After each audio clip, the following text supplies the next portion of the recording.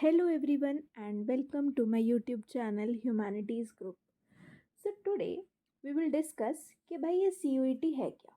ठीक है, कोई इसकी स्ट्रेटेजी दे रहा है, ठीक है, पढ़ने का तरीका बता रहा है कि ऐसे पढ़ो वैसे पढ़ो, बोर्ड्स का पढ़ो CUET का पढ़ो, एक साथ कैसे पढ़ना है। लेकिन बहुत ज़रूरी है इस चीज़ को समझना कि ये है क्या। ठीक है, कैसा एंट्रेंस टेस्ट है, बेसिकली कौन देता है। ठीक है, मैक्सिमम सब देते हैं। तो अभी इसको हम डिटेल में डिस्कस करेंगे। तो पूरी वीडियो को एंड तक देखना, क्योंकि बहुत सारी बातें जो हैं इसके अंदर मैं आपको बताने वाली हूँ कि कैसे हम इस पेपर को क्रैक कर सकते हैं। बहुत छोटी छोटी टिप्स हैं, लेकिन उन्हीं से ना जो स्कोर है वो एकदम आगे निकल जाता है। ठीक है, तो पहली चीज़ एक जो दिमाग में रखनी है कि ये कॉम्पिटिटिव टेस्ट है। ठीक है, क्या है पहली बात कि ये कॉम्पिटिटिव एग्ज़ाम है, यानी कि आपको अपने साइड वाले के साथ कंपटीशन करना है। ठीक है, बोर्ड्स के पेपर में ना ये नहीं होता था। बोर्ड्स में होता था कि आपको स्कोर करना है जितना भी आपका स्कोर है, और फिर कट ऑफ निकलती थी और फिर उस हिसाब से एडमिशन होता था कि चलो ठीक है, जिनका इतना स्कोर है वो उनका एडमिशन हो जाता था, जो टॉप स्कोरर्स होते थे। लेकिन इस एग्ज़ाम के इंट्रोड्यूस होने के बाद एक एवरेज बच्चे का भी सेंट्रल यूनिवर्सिटी में एडमिशन पॉसिबल हो चुका है।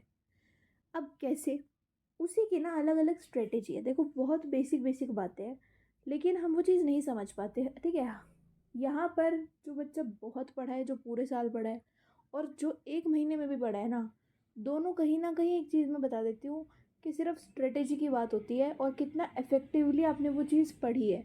ठीक है, एडमिशन पॉसिबल है। सीधी बात यह है कि मैक्सिमम कोर्सेज में 800 मार्क्स लगते हैं। ठीक है, यानी कि आपको 800 में से 800 मार्क्स लाने की कोशिश करनी है। लेकिन यहाँ पर 700 के भी एडमिशन जो है पॉसिबल है, 650, 600। जो डाउन बच्चे भी है ना, देखो 600 नंबर लाना तब भी एडमिशन पॉसिबल है। ठीक है, पहले ऐसा नहीं था। अगर मैं सिर्फ दिल्ली यूनिवर्सिटी की बात करती हूँ, तो पहले अगर आपकी कट ऑफ आती थी, मतलब जैसे अगर आप आर्ट्स की सब्जेक्ट ले लो, 96 तक मैक्सिमम गिरती थी, इससे ज़्यादा नहीं गिरती थी। यानी कि जो 92% था, 91% थे, उनके बहुत कम चांसेस थे, और वो भी ऑफ कैंपस कॉलेजेस की बात है। ठीक है, मिल जाए तब भी। लेकिन अब यहाँ पर 600 में भी एक अच्छे ड्यू के कॉलेज में आपको आर्ट्स का सब्जेक्ट मिल जाएगा। And it not only with arts, इधर साइंस, ठीक है, या फिर आप कुछ और ले लो, कॉमर्स ले लो, सब में यही केस है। तो इसीलिए इस चीज़ से ना हमारा बहुत फ़ायदा हुआ है। देखा जाए तो बर्डन है कि यार CUET का कैसे पढ़े, बोर्ड्स का कैसे पढ़े, लेकिन अगर ढंग से पढ़ा जाए तो वो बर्डन नहीं है, वो बहुत इजी है उसको पढ़ना। ठीक है, तो क्या स्ट्रेटेजी होगी और कैसे पढ़ाई होगी वो तो हम आगे बाद में डिस्कस करेंगे। यहाँ पे हम देखते हैं कि ये है क्या। ठीक है, ताकि एक चीज़ क्लियर हो। यार चीज़ समझ नहीं आती ना, तो देखो चैप्टर भी आप कोई पढ़ रहे हो ना, तो पहले वो चैप्टर का जो नाम है ना, उसके मतलब पूरा पकड़ लो उसकी जड़ कि इस नाम का मतलब क्या है, तभी हम उस चीज़ में ना एक्सपर्ट हो सकते हैं। तो यहीं से हम CUET का पढ़ते हैं। ठीक है, तो CUET है आपका एक NTA एग्ज़ाम कंडक्ट कराते हैं। NTA जो है ना, वो अलग अलग चीज़ों के एग्ज़ाम कंडक्ट कराते हैं ओवरऑल द कंट्री। ठीक है, एक नेशनल एजेंसी है वो। तो वही जो है CUET का भी कंडक्ट कराती है। और ये पोस्ट ग्रेजुएशन के लिए और इन सब के लिए अलग अलग जगहों पे आपने देखे होंगे कॉम्पिटिटिव एग्ज़ाम होते हैं, वो बहुत पहले से चलते आ रहे हैं। लेकिन ग्रेजुएशन के लिए भी, यानी कि आपके जैसे BA हो गया, ठीक है, आपका BCom हो गया, इन कोर्सेज़ के लिए अभी शुरू हुआ है ये from last 2 years after Covid. ठीक है, तो शुरू करने का यही रीज़न था कि बच्चे जो थे वो बहुत ज़्यादा पढ़ते थे और सबकी हाई हाई परसेंटेज लाने की कोशिश रहती है, जो एक अच्छी बात है। लेकिन उसी से जो कंपटीशन है वो बहुत बढ़ गया था। ठीक है, और फिर ना बहुत स्ट्रेस हो जाता था कि यार हमारे कम परसेंट आए हैं या हमारे ऐसे आए हैं। तो इसीलिए इसको इंट्रोड्यूस किया गया था। तो बिना टाइम वेस्ट करे यहाँ पे हम समझते हैं कि क्या पैटर्न है, कैसे इसको करा जाए। ठीक है, तो किसी भी सेंट्रल यूनिवर्सिटी में अगर आपने एडमिशन लेना है, जैसे कि दिल्ली यूनिवर्सिटी, JNU, ये वो, तो इन सब यूनिवर्सिटी में एडमिशन लेने के लिए आपको ये एग्ज़ाम देना पड़ता है, सेंट्रल यूनिवर्सिटी एंट्रेंस टेस्ट। ठीक है, एक ऑनलाइन एग्ज़ाम है। ऑनलाइन है मतलब कि it's basically computer based exam. But ये आपका ऑफलाइन ही कंडक्ट होएगा, जैसे कि आपने वहाँ जाके पेपर देना है, ठीक है, होगा कंप्यूटर पे, लेकिन आपको सेंटर पे जाना पड़ेगा फिजिकली, ठीक है, ऐसा नहीं कि घर पे बैठ के हो जाएगा। तो वो सारा इसका रहता है, ठीक है, तो कंप्यूटर बेस्ड है, तो उसकी भी एक चीज़ है कि आप कैसे कर सकते हो वहाँ पे। तो इसमें ना बहुत सारी चीज़ें ध्यान रखने की ज़रूरत है, ठीक है, अलग अलग टाइम पे अलग अलग नोटिफिकेशन एनटीए निकालता है। और जैसा कि मैंने बताया कि एनटीए बहुत सारे एग्ज़ाम कंडक्ट कराता है, ठीक है, बहुत सारे। तो उन सारे एग्ज़ाम्स के नोटिफिकेशन देना, बहुत सारी चीज़ें होती हैं, तो बहुत कन्फ्यूजन हो जाता है। और वो चीज़ ना, मतलब जैसे कोई भी होता है तो उसकी 1 हफ़्ते की डेडलाइन है कि यार ठीक है फॉर्म फिल कर दिया 1 हफ़्ते में, या फिर ऐसी ये वाली अपनी प्रेफरेंस भर दी। तो अलग अलग नोटिफिकेशन पता होनी चाहिए, ताकि कहीं पे भी अगर आपने कोई चीज़ मिस कर दी तो आपको फिर से चांस नहीं मिलता। एप्लीकेशन फॉर्म आता है, रजिस्ट्रेशन होते हैं, ठीक है, फिर पूरा क्या एडमिशन प्रोसेस है, क्या एलिजिबिलिटी है, यानी कि कौन इस पेपर को दे सकता है, एग्ज़ाम डेट क्या है, ठीक है, सिलेबस क्या है, पैटर्न क्या है, कहाँ सेंटर पड़ा है, कैसे रिज़ल्ट देखें। तो इन सब चीज़ों के लिए आपको नोटिफाइड रहना बहुत ज़रूरी है, ठीक है। तो उसके लिए आप मेरे चैनल को सब्सक्राइब कर सकते हो, जहाँ पे आपको सारे लेटेस्ट नोटिफिकेशंस मिल जाएंगे। अब आगे देखते हैं। तो देखो बेसिकली, 1 मिनट रुक जाओ, ये चीज़ है, पहले इसको समझो यहाँ पे, ठीक है। आपको ना कोई भी, जब आप एक एडमिशन लोगे, मैंने आपको बताया कि 800 मार्क्स जो है रिक्वायर्ड है मैक्सिमम कोर्सेज में, ठीक है। तो वहाँ पे हम क्या देखते हैं, हम देखते हैं 3 डोमेन प्लस 1 लैंग्वेज, ठीक है। इनमें से 3 डोमेन है, ठीक है, तो तीनों के 200 200 200 के मार्क्स ऐड होंगे, यानी कि 200 का पहला डोमेन, फिर 200 का दूसरा डोमेन, फिर तीसरा डोमेन 200 मार्क्स का, और 200 मार्क्स का आपका लैंग्वेज। इस तरीके से वो मिलके 800 बन जाते हैं, ठीक है। तो मैक्सिमम केस में यही है जो आपके मेजर कोर्सेज हैं, और बाकियों में फिर अलग अलग है। तो क्या डोमेन लेना है, ठीक है, डोमेन लेने में बिल्कुल गलती नहीं होनी चाहिए। यहाँ पे आपको वही सब्जेक्ट्स लेने होते हैं जो आपने 12th में पढ़े हैं, ठीक है, वही आपको एज ए डोमेन आपको पेपर देना है। लैंग्वेज आप कौन सी ले सकते हो, ठीक है, कैसे इसको आप स्कोर कर सकते हो, तो वो सब यहाँ पे देखने की बात है, ठीक है। तो अभी हम क्या देखेंगे, 1 मिनट रुको, ये देखो 3 सेक्शन में पेपर है, पहला है लैंग्वेज, ठीक है, दूसरा है डोमेन, और तीसरा है आपका general test. General test compulsory नहीं होता, लेकिन काफ़ी कोर्सेज में, काफ़ी कॉलेजेस में होता भी है। अगर मैं पर्टिकुलरली ड्यू की बात करूँ तो उसमें नहीं है, ठीक है, लेकिन देना चाहिए, क्योंकि अपना अपना जो रीजन है ना उसको कम मत करो, ठीक है। अपना जितनी जगह तुम एलिजिबल हो उसमें अपना रखो, क्योंकि तुम्हें नहीं पता कि कहाँ एडमिशन होगा कहाँ नहीं होगा। इसीलिए हर जगह अपनी वो होनी चाहिए कि यार हम यहाँ पे एडमिशन ले सकते हैं। तो जनरल टेस्ट देना चाहिए, ये एक सजेशन है, इट इज़ नॉट कंपल्सरी। दूसरी चीज़ है आपका लैंग्वेज, ठीक है, फर्स्ट लैंग्वेज ही है फर्स्ट सेक्शन। तो लैंग्वेज में ना एक है सेक्शन आई ए, एक है सेक्शन आई बी। इसमें 13 लैंग्वेजेज़ हैं, इसमें 20 लैंग्वेजेज़ हैं, ठीक है। वो मैं अभी आपको लिस्ट दिखाऊंगी कि कौन कौन सी लैंग्वेज है। यहाँ पर आपको 50 क्वेश्चन पूछे जाते हैं, और आपको 40 अटैम्प्ट करने होते हैं। कुछ ऐसा नहीं है कि फर्स्ट 40 ही अटैम्प्ट करने हैं, लास्ट 40 अटैम्प्ट करने हैं, बीच में से 40 नहीं। आपको 40 करने हैं जो आपको अच्छे से आता हो, जिसमें आपको अपने ऊपर कॉन्फिडेंस हो गया ये 40 क्वेश्चन मैंने ठीक करे हैं। टाइम मिलता है 45 मिनट्स का। सारी जो खेल है ना, जो सारा बिगड़ता है या बनता है, वो इन्हीं के ऊपर बनता है कि बच्चे क्या करते हैं, उन्हें पता ही नहीं होता कि हमने 10 क्वेश्चन छोड़ने हैं, करते जा रहे हो आप, ठीक है। फिफ्थ क्वेश्चन आपको लग रहा है हार्ड है, टाइम लग जाएगा सोचने में, skip the question and go to next, ठीक है। और फिर भी आप दोबारा रिविजिट कर सकते हो क्वेश्चंस को। तो वो वाली जो सारी स्ट्रेटेजीज है उनकी मैं एक अलग वीडियो बनाऊंगी, बट यहाँ पे ये देख लो कि 50 क्वेश्चन होते हैं, 40 करने होते हैं। Same is with section I B, यहाँ पे भी 20 लैंग्वेजेस हैं जिनमें 50 क्वेश्चन होते हैं और 40 करने होते हैं। देखो इसमें भी लैंग्वेज में ऐसा नहीं है कि आपने दो दो लैंग्वेज के पेपर देने हैं, एक ही पेपर देना होता है। और वो भी उसमें आप इंग्लिश, हिंदी या बहुत सारी जो लैंग्वेजेस के ऑप्शन है आपके पास, उनमें से आप चूज़ कर सकते हो। दूसरा सेक्शन होता है डोमेन का। 27 डोमेन्स आर अवेलेबल। ये वही सब्जेक्ट्स हैं जो आपने 12th में पढ़े हुए हैं, वही आपको एज अ डोमेन वहाँ देना होता है। 50 होते हैं क्वेश्चन, 40 अटेम्प्ट करने होते हैं, 45 मिनट मिलते हैं हर सब्जेक्ट के लिए। आप एक डोमेन का पेपर दे रहे हो 45 मिनट, आप 2 डोमेन का दे रहे हो 90 मिनट। ऐसा नहीं है कि सारे डोमेन नेसेसरी है कि वो एक ही दिन में होंगे, हो भी सकते हैं, नहीं भी हो सकते, ठीक है। जनरल टेस्ट में क्या होता है, 75 क्वेश्चन होते हैं, 60 करने होते हैं, 1 घंटा होता है, यानी कि 1 मिनट एक क्वेश्चन के लिए, ठीक है। अब देखो, ये दो लिस्ट है लैंग्वेज की, सेक्शन आई ए और आई बी। आई ए में there are 13 languages, English, Hindi, Assamese, Bengali, Gujarati, Kannada, Malayalam, Marathi, Oriya, Punjabi, Tamil, Telugu, Urdu.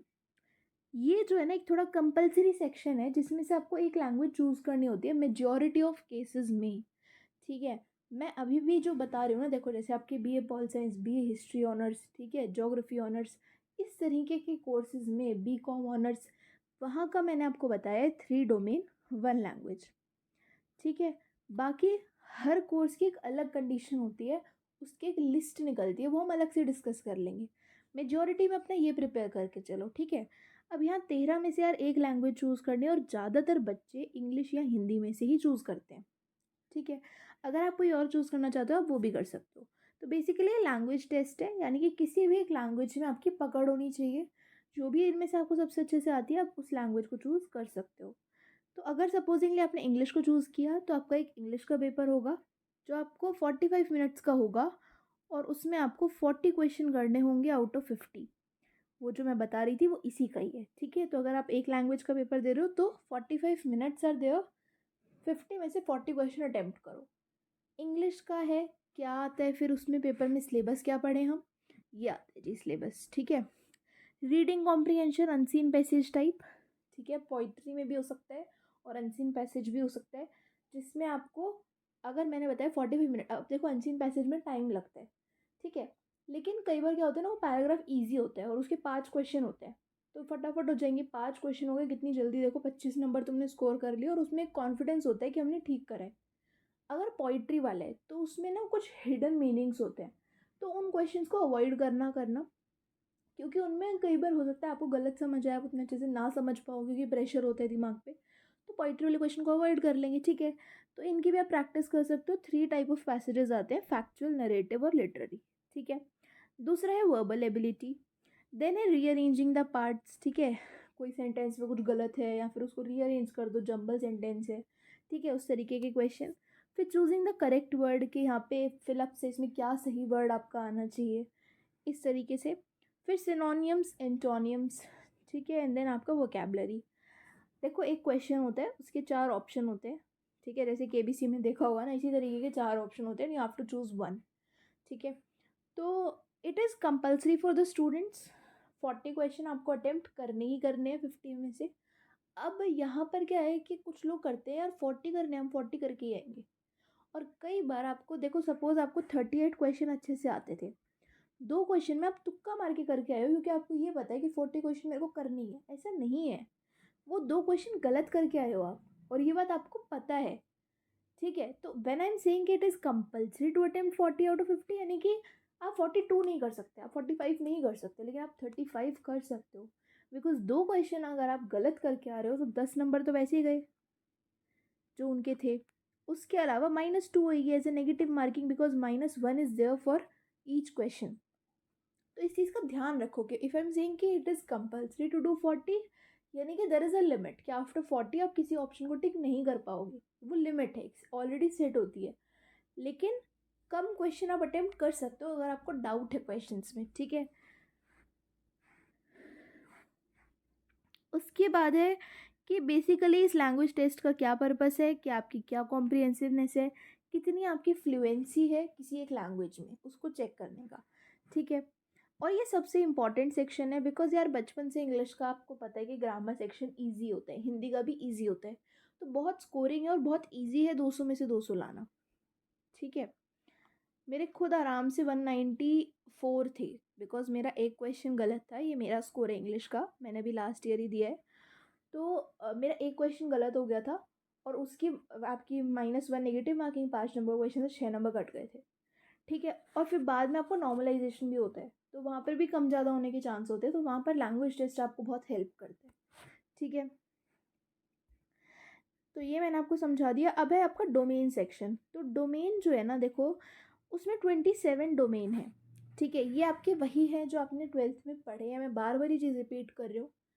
Basically मेरे को हिस्ट्री ऑनर्स करना है। देखो 2 एग्जांपल लेते हैं, ठीक है। 2 example I am taking. First है कि मैंने ना सब्जेक्ट पढ़े हैं पॉल साइंस, ठीक है, और ज्योग्राफी पढ़ा है, इको पढ़ा है 12th में, और मुझे करना है हिस्ट्री ऑनर्स, ठीक है। या फिर मैंने पढ़े हैं सपोजिंगली मैंने पढ़ी है chemistry plus bio plus physics, और मुझे भी करना है हिस्ट्री ऑनर्स, ठीक है। तो ये बेसिकली एक आर्ट्स का बच्चा पढ़ता है सब्जेक्ट, और ये जो है साइंस का बच्चा पढ़ता है, राइट। तो ये दोनों एलिजिबल हैं हिस्ट्री ऑनर्स के लिए। करना क्या है इनको, इनको यही 3 पेपर जो इन्होंने 12th में पढ़े हैं उन्हें एज ए एग्ज़ाम देना है, as a domain specific subject exam देना है उन्हें इन CUET। और वो कोर्स चूज़ कर सकते हैं कि मेरे को हिस्ट्री ऑनर्स करना है, तो they are eligible. Because history honours क्या डिमांड कर रहे हैं कि 3 डोमेन होने चाहिए, एक लैंग्वेज होनी चाहिए, ठीक है। तो वो कंडीशन इस आर्ट्स का बच्चा भी फुलफ़िल कर रहा है और ये साइंस वाला भी फुलफ़िल कर रहा है, ठीक है। लेकिन आप ये नहीं कर सकते हो कि आप जो है पढ़े तो साइंस से हो, ठीक है। देखो ध्यान से, आप ये नहीं कर सकते हो कि आप साइंस के स्टूडेंट हो, फिजिक्स केमिस्ट्री बायो पढ़ी है, ठीक है, लेकिन ये तो आपने पढ़ी है, लेकिन आप CUET में जाके पेपर दे रहे हो पॉल साइंस का, ज्योग्राफी का और हिस्ट्री का, और फिर आप हिस्ट्री ऑनर्स के लिए भर रहे हो। चाहे आप मार्क्स ले आओ, ठीक है, चाहे आप इन पेपरों में अच्छा कर लो, लेकिन अगर ये पेपर, अगर ये सब्जेक्ट आपने 12th में नहीं पढ़ा तो आप डिस्क्वालीफाई हो जाओगे पेपर से ही। तो बहुत इम्पॉर्टेंट है यहाँ पे ये चीज़ समझना कि जो 12th में पढ़ा है, जो सब्जेक्ट पढ़ा है उसी को CUET में करना है, ठीक है। फिर वो कंडीशन से जिन जिन कोर्स में आप एडमिशन के लिए एलिजिबल हो जाओ उनमें आप कर सकते हो, समझ रहे हो। लेकिन पेपर आपको CUET में डोमेन में वही फिल करना है जो सब्जेक्ट 12th में आपने मेन सब्जेक्ट पढ़े होंगे। समझ आई बात, ठीक है। एक बार लिस्ट देखते हैं। इसमें आपके अंदर आता है accountancy, agriculture, anthropology, biology, business studies, chemistry, environmental studies, computer science, economics, ठीक है। उसके बाद engineering, graphics, entrepreneurship, fine arts, geography, history, home science, language tradition, legal studies, mass media, mathematics, performing arts, physical education, physics, pol science, psychology, Sanskrit, sociology, teaching aptitude. तो इन्होंने ये 27 domain की हमें list दे दी कि भाई इनमें से चुन लो तुम जितना देना चाहते हो, ठीक है। तो आपको 4, देखो आपको 3 डोमेन रिक्वायर्ड है, एक लैंग्वेज चाहिए। अब मैं फिर यहाँ बता देती हूँ। अगर आपने सपोजिंगली आपने पढ़े हैं पॉल साइंस, आपने हिस्ट्री पढ़ी है, आपने ज्योग्राफी पढ़ी है, आपने इको भी पढ़ी है, ठीक है। ये ये और सपोज आपने फिजिकल भी पढ़ी है, ठीक है। तो ये आपने 5 सब्जेक्ट पढ़े हैं यहाँ पे, है ना। चाहिए तो सिर्फ 3 डोमेन, तो क्या मैं 3 ही डोमेन का पढूं? मैं आपको ही सजेस्ट करती हूँ 5 के 5 डोमेन दो। 5 डोमेन दोगे, कई बार ना किस्मत होती है कि सपोजिंगली आपके केस में इको का पेपर हार्ड बना दिया, ठीक है, जो कि आपको बहुत अच्छे से आती थी, और फिजिकल एजुकेशन कम पढ़ा था लेकिन पेपर ईजी आ गया और स्कोर ज़्यादा हो गया। तो ये पाँचों के पाँचों पेपर दो, जो भी बेस्ट 3 होंगे ना वो वहाँ चले जाएंगे। फाइनल कैलकुलेशन जब रिजल्ट के टाइम पे होती है, तो जितने भी डोमेन, जितने भी सब्जेक्ट आपने 12th में पढ़े उन सब का पेपर दो, ठीक है। एक लैंग्वेज दो जो इंग्लिश है, ठीक है। तो यहीं से पूरा का पूरा वो सीन है कि ये ज़रूरी नहीं है कि यार 3 डोमेन ज़रूरी है तो मैं 3 ही डोमेन का पेपर दूंगा। मैंने भी 4 डोमेन दिए थे, और पॉल साइंस मैंने सिर्फ मतलब लास्ट के एक हफ्ते में पढ़ी थी, और इको मैंने स्टार्टिंग से पढ़ा था। और हिस्ट्री का पेपर भी, हिस्ट्री हिस्ट्री ईजी थी इको से, बट हिस्ट्री का पेपर हार्ड आ गया था मेरा। तो मेरा स्कोर ज़्यादा जो था वो इको से और पॉल साइंस से हो गया था, तो उसी की वजह से एडमिशन पॉसिबल होता है।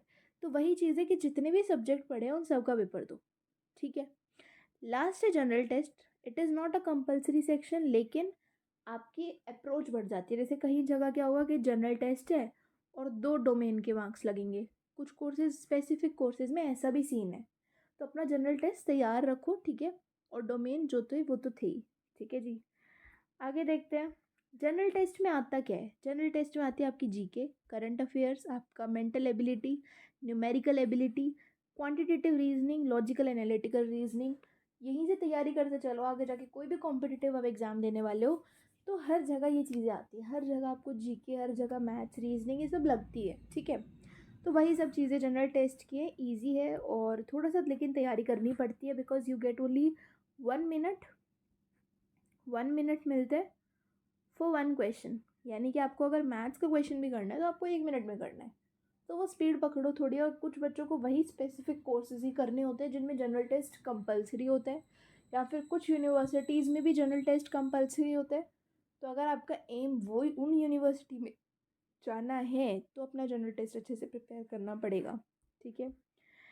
यही सारी कुछ लिस्ट हैं आपकी, जो भी सेंट्रल यूनिवर्सिटी है, नागालैंड यूनिवर्सिटी, पौंडीचेरी।